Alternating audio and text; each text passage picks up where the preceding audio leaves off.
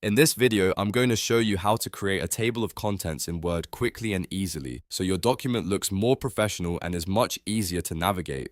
If you've ever worked on a long report, assignment, ebook, or business document, then a table of contents can save you a lot of time and make your file look polished right away. Before we begin, make sure you hit the like button and subscribe for more simple software tutorials just like this one.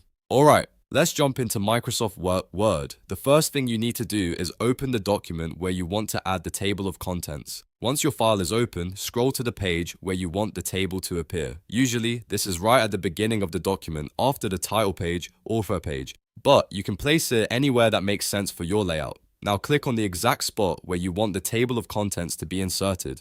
This is important because Word will place the table right where your cursor is, so make sure you're on a blank line or in the correct section of the document before moving forward. Next, go to the References tab at the top of Word.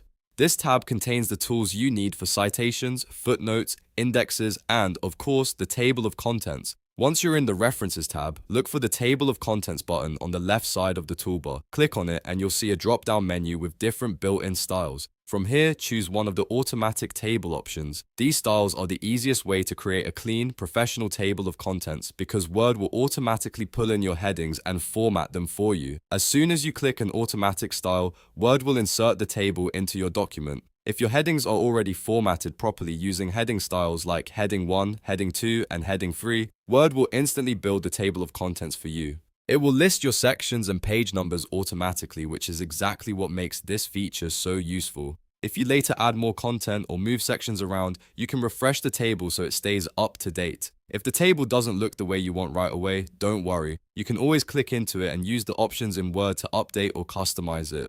But for most people, the automatic table is the fastest and easiest choice, especially if you just want a simple, clean result. And that's really all there is to it. In just a few clicks, you can create a table of contents in Word and make your document much easier to read and organize. This is a great skill to know whether you're working on schoolwork, office documents, or any long-form content. If this tutorial helped you out, please hit like and subscribe for more Word tips, Microsoft Office tutorials, and easy step-by-step guides. Thanks for watching, and I'll see you in the next video.